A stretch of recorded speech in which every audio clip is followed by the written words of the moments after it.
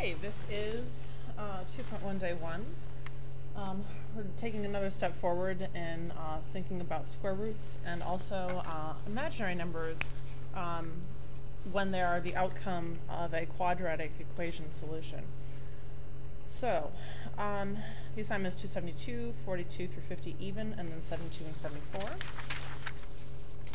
Okay, now if we want to simplify the product of two square roots, the first thing we're going to do is we're going to break them down separately. So the square root of negative 25 is the same as the square root of negative 1 times the square root of 25, because negative 1 times 25 is negative 25.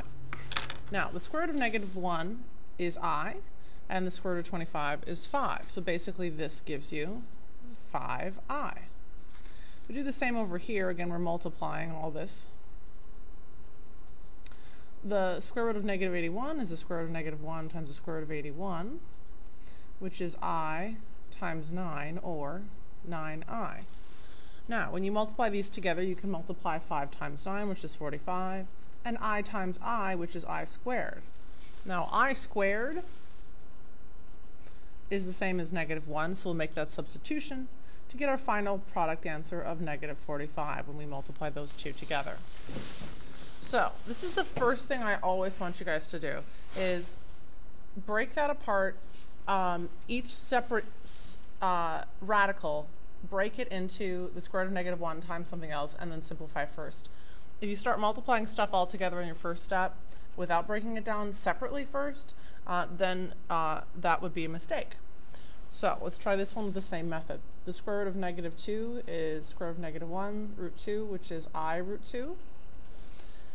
This one is square root of negative 1 times the square root of 100, which is I times 10. Then if I multiply those two together, I get 10 times the square root of 2. Those two don't actually meld together, they just stay separate. I times I is I squared. So it'd be 10 times the square root of 2 times negative 1. So my final answer would be negative 10 root 2.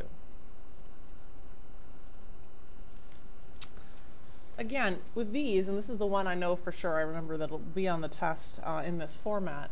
Again, don't distribute first. You want to simplify these individually first. Okay, now this one is just going to remain positive root 2. But those two I can write as square root of negative 1 times the square root of 7. And this one is square root of negative 1, square root of 5. So I have I root 7 and I root 5. Now I'm ready to distribute. If I multiply I root 7 times I root 5, I get I squared times the square root of 35. If I multiply I root 7 times the square root of 2, I get I root 14. I squared is negative 1, which just gives me negative root 35 minus I root 14.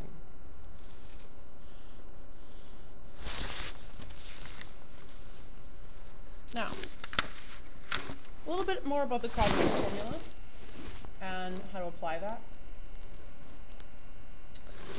If I have a quadratic equation set equal to 0, that's very important, has to be set equal to 0. I can go ahead and solve this. I can't factor it, but I can solve it using the quadratic formula. A is 1, B is negative 2, and C is positive 2. So if I substitute those values in, I get this.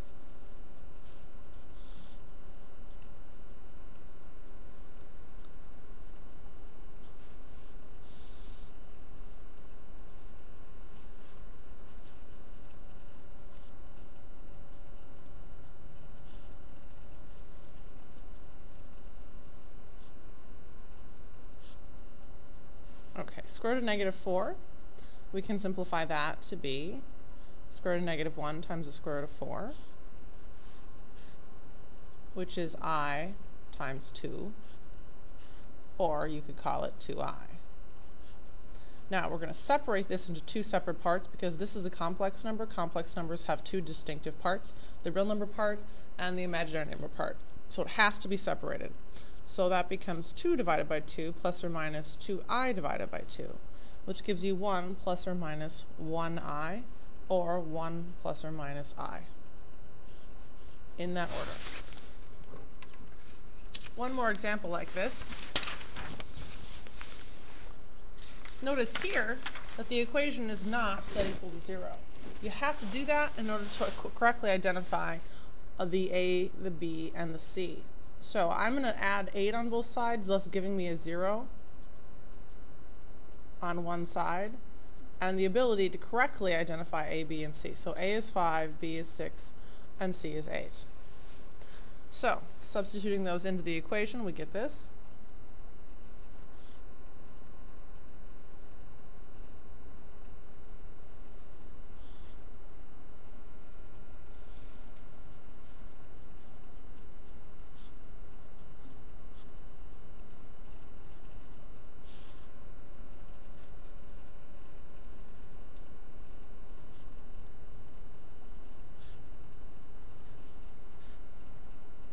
Now, the square root of negative 124, that can be broken up into the square root of negative 1 times the square root of 4 times the square root of 31.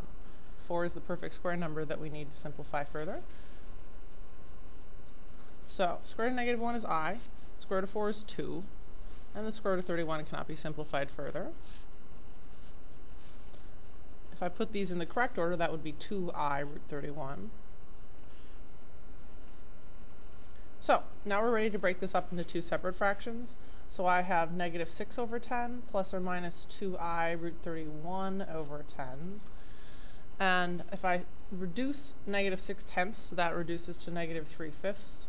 And if I reduce 2/10, that's 1/5. So I don't really need the 1 on the top, so I'll just write the I in the root 31, and then the 10 on the bottom turns into a 5. That's as simple as you can do it.